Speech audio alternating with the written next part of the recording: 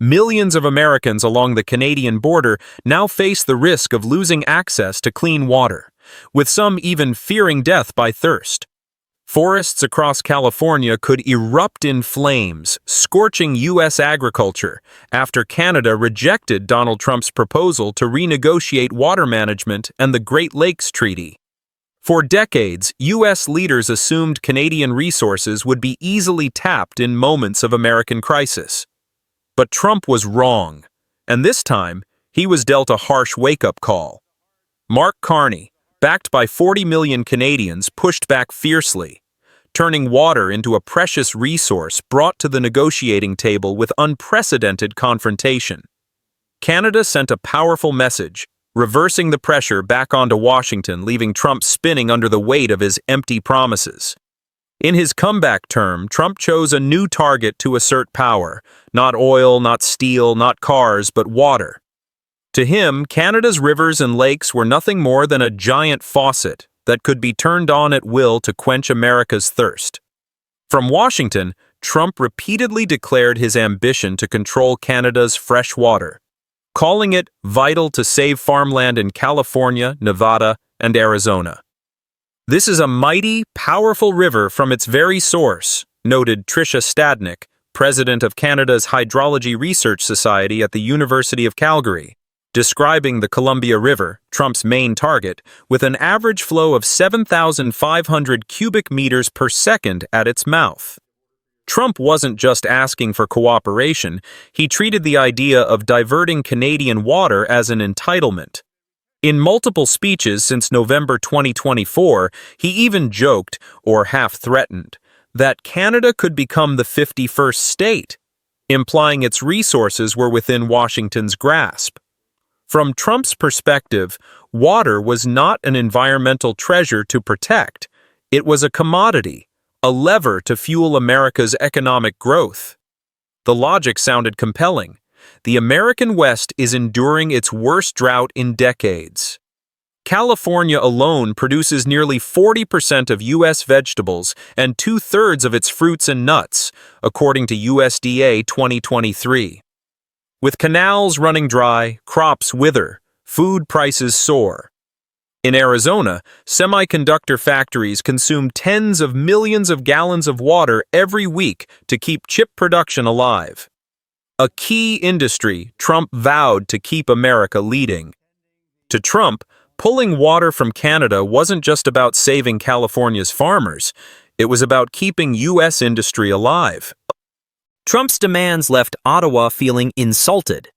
He dismissed the Columbia River Treaty, a 1961 agreement that governed water sharing, flood control, and ecosystem protection, as unfair, demanding Canada change it immediately.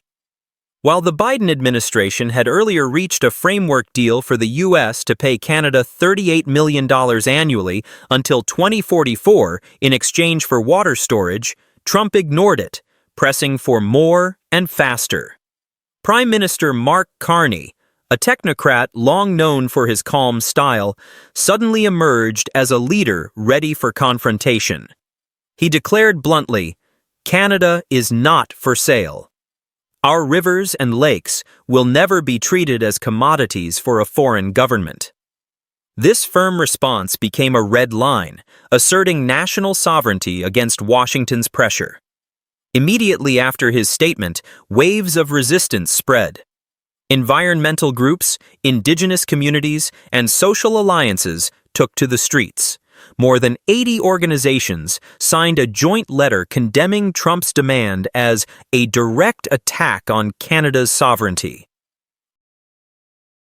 Marches in Vancouver, Calgary, and Ottawa drew tens of thousands. For Canadians, water is not only an economic resource, it is a symbol of identity and independence. Carney turned water from a technical detail at the negotiation table into a political weapon. The message to Washington was crystal clear: Canada will not back down. Ottawa's toughness also signaled readiness to expand the battlefield, from disputes over lumber, steel, and autos, to energy, and now water. Canada is wielding its natural resources to rebalance power with its superpower neighbor. Carney's rejection triggered immediate shockwaves across the U.S. West. Farmers in California's Central Valley, supplying 1/3 of America's produce, were told promised water flows would not arrive. Almonds, lettuce, and tomatoes all saw sharp drops in yields. According to USDA's second quarter of 2025 report, vegetable prices jumped 18% year-on-year, while almond prices spiked 25%. It wasn't just agriculture. Semiconductor plants in Arizona, consuming over 20 million gallons of water per week, according to the Arizona Water Resources Report 2024, were forced to cut production. Steelmakers in Michigan and Ohio reduced shifts due to a lack of cooling water. The American Iron and Steel Institute reported steel output down 7% in Q2 2025, the steepest drop since the 2020 pandemic. Even the power grid was hit. Utilities in the Pacific Northwest restarted coal and gas plants to make up for lost hydroelectric supply, as reservoirs went unfilled without Canadian inflows. The Energy Information Administration reported household energy bills climbing 12% on average in 2025, reversing years of emissions reduction gains. What was once promised as stability had now turned into scarcity and higher costs. California farmers spoke bluntly about feeling abandoned. "We were promised water. Now all we have is dust," said one Fresno grower in an interview with local station KCRA. Semiconductor executives warned of global supply chain disruptions. Without stable water, chip deliveries to the auto and defense industries will be delayed, a senior TSMC Arizona leader told Reuters in August 2025. Those warnings became reality when Detroit automakers announced production cuts due to a shortage of electronic components. Market analysts forecast new car prices could climb 5 to 7% by year's end if shortages persist. The story of a mighty America able to command its neighbors is now under test. Canada, with just 1/10 the U.S. population, has shown it can destabilize Washington simply by closing a water valve. This exposed an uncomfortable truth. The U.S. is more dependent on Canadian resources than Americans are willing to admit. Water is the foundation of agriculture, industry, and energy, the three pillars of the U.S. economy. When Canadian supply was blocked, all three pillars shook. Food prices rose, energy costs climbed, industrial output slowed. In Q3 2025, U.S. GDP growth slipped 0.6% below prior forecasts. This water crisis is not just a resource clash. It is a test of U.S.-Canada relations in an era where every resource is a tool of power. Ottawa sent a clear message. It will no longer play the quiet younger brother under Washington's rule. Canada is prepared to use its resources as leverage, even at economic risk, to defend sovereignty. For Trump, this is a political failure. He promised resource independence, yet left America more dependent on a neighbor he once mocked. The image of a strong president is now challenged by a resolute neighbor willing to defend every drop. And beyond the insult to Canadian pride, Trump is accused of violating the Great Lakes Treaty. Signed in 1972, it created a joint framework to protect and manage the world's largest freshwater lake system, holding 84% of North America's surface freshwater and sustaining more than 40 million people across both borders. This treaty was born out of the industrial pollution crisis of the 1960s, when the Cuyahoga River literally caught fire from chemical waste. Washington and Ottawa pledged to cut dumping, restore water quality, and manage resources sustainably. For over 50 years, the treaty stood as one of the steadiest pillars of U.S.-Canada relations, safeguarding billions of dollars in cross-border waterborne trade every year. From the start of his second term, Trump attacked the treaty as a straitjacket on America. claiming its environmental safeguards hampered U.S. industry and blocked Great Lakes states from diverting water to drought-stricken regions in the West.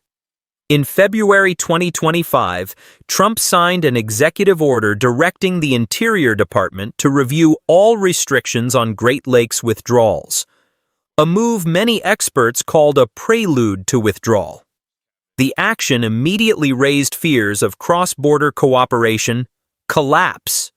Canadian provinces Ontario and Quebec warned that unilateral U.S. withdrawals could drain lake levels, threatening a $30 billion shipping industry. Millions of people in Buffalo, Detroit, Windsor, and Toronto rely on the lakes for drinking water and industrial use. Even a 5% disruption could leave these cities facing clean water shortages within weeks. For Americans, a broken treaty would not just be politics. It would hit livelihoods. Over 1.5 million jobs in the Midwest are tied to lake-dependent industries, from steel in Ohio to autos in Michigan to farming in Wisconsin. Just a 30-centimeter drop in lake levels would raise shipping costs by $120 million a year, as vessels are forced to carry lighter loads. That means higher prices for steel, cars, and consumer goods, hitting households already squeezed by inflation. And beyond forcing Washington to bow its head, Carney's move positioned Canada to become #1 globally in freshwater leverage. Water scarcity is no longer local. The World Bank estimates that by 2030, global demand will exceed supply by 40% without new management. In the Middle East, disputes over the Euphrates and Jordan are intensifying. In Asia, the Mekong and Brahmaputra rivers are dividing upstream and downstream nations. Canada has now placed itself at the center of a new era, where water is not just a resource, but power. In the 20th century, oil was the strategic resource that shaped geopolitics, fueling the 1973 oil shock and a global energy crisis. Today, water is following the same trajectory. With 7% of the world's renewable freshwater, Canada has become a true resource superpower, the Saudi Arabia of fresh water. This explains why Trump repeatedly spoke of bringing Canadian water to America as a drought solution for California and Arizona, states enduring the worst drought in 1,200 years, according to NOAA 2024. While Washington pushes for entitlement, other markets are reaching out to Canada with open hands. The European Union launched a $4 billion clean water partnership to secure long-term imports from North America for Mediterranean farming regions, European Commission, 2024. In Asia, Chinese conglomerates offered billions to build water infrastructure in British Columbia, in exchange for supply contracts to expanding industrial hubs in Shanghai and Guangzhou.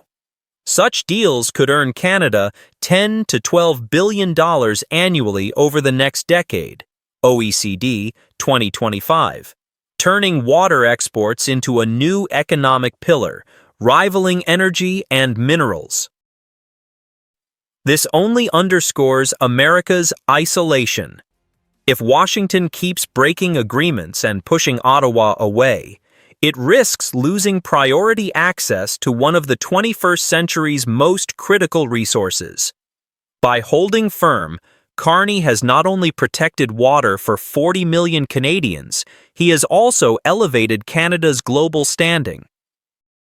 Ottawa is now viewed as the gatekeeper of global fresh water. Allies in Europe and Asia praise Canada's resolve, treating it as a more reliable partner than the U.S. in long-term water security deals. The Great Lakes crisis is a stark reminder: U.S. power is no longer absolute. Ottawa has proven it can force Washington to rethink every move. Water, once taken for granted, is now a lever of political and economic power.